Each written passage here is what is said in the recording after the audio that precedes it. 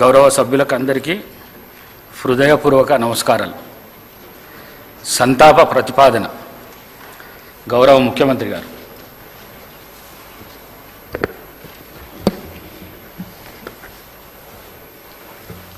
అధ్యక్ష, తమరి అనుమతితో ఈ సంతాప తీర్మానాన్ని ప్రవేశపెడుతున్నాను.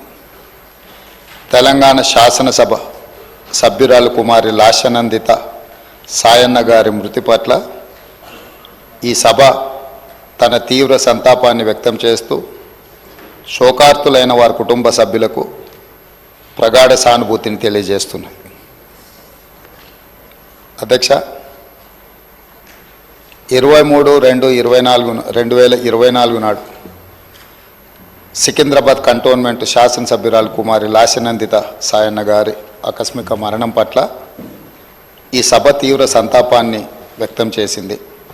ఇలాంటి బాధాకరమైన తీర్మానం నేను ప్రవేశపెట్టాల్సి వచ్చినందుకు నేను చింతిస్తున్నాను. కుమారి లాస్యనందిత సాయన్న గారి నాన్నగారైన కీర్తిశేషులు సాయన్న గారు నాకు అత్యంత సన్నిహితులు, ఆప్తులు. చాలా సంవత్సరాలు మేము కలిసి ప్రజాప్రతినిధులుగా ప్రజాక్షేత్రంలో పనిచేయడం జరిగింది.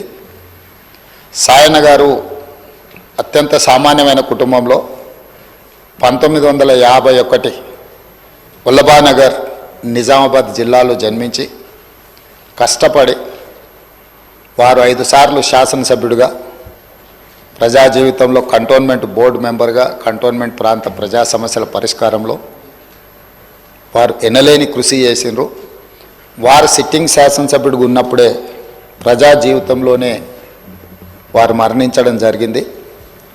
ఆ తర్వాత వారిచ్చిన వారసత్వాన్ని, వారు నెరవేర్చాల్సిన బాధ్యతలను, వారిని అభిమానించిన ప్రజల కోసం కుమారి లాస్యనందిత కూడా ప్రజా జీవితంలోకి వచ్చి వారు బ్రతుకున్నప్పుడే వారు కార్పొరేటర్గా, ఆ తర్వాత వారి తరఫున వారిని నమ్ముకున్న ప్రజల కోసం వారు శాసనసభ్యురాలుగా ఎన్నికై ప్రజా జీవితంలోకి వచ్చి కష్టపడి పనిచేయాలన్న ఆలోచనతోటి వారు ప్రజా జీవితంలోకి వచ్చి 5 సార్లు శాసనసభ్యుడిగా సాయన్న గారు చేసిన ఎనలేని సేవలను దృష్టిలో పెట్టుకొని వారి వారసురాలుగా లాస్యనందితను కంటోన్మెంట్ ప్రజలు వారిని ఎన్నుకోవడం జరిగింది.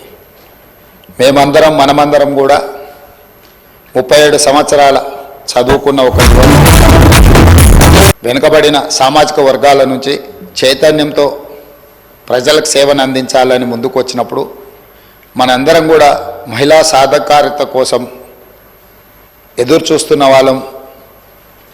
ఆ మహిళల తరఫున ప్రజాప్రతినిధి ఇక్కడికి వచ్చి సమస్యల పట్ల వారు చిత్తశుద్ధితో ఈ సభలో పోరాడతారని మనం అందరం భావించాం.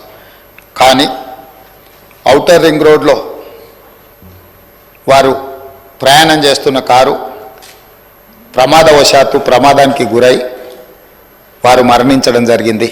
వారిని ప్రమాదం నుంచి హాస్పిటల్కు తీసుకెళ్తే అప్పటికే తలకు తీవ్రమైన గాయమై వారు మరణించిందని చెప్పి డాక్టర్లు చెప్పడం జరిగింది. వాస్తవంగా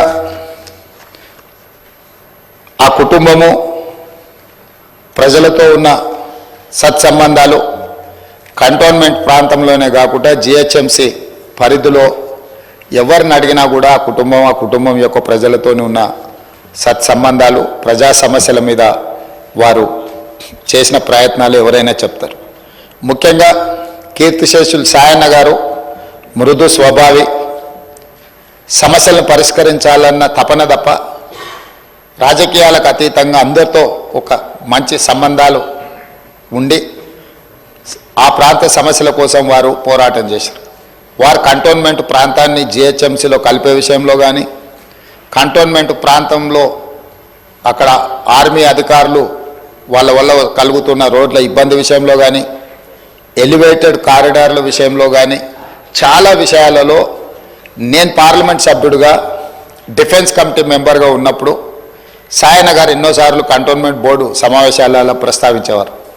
ఎందుకు అనంటే వారు ఎమ్మెల్యేగా, నేను ఎంపీగా ఈ సమస్యల్ని పరిష్కరిస్తే ఆ కంటోన్మెంట్ ప్రాంత ప్రజలకు న్యాయం జరుగుతుంది, మేలు జరుగుతుందని చెప్పి వారు పరితపించారు.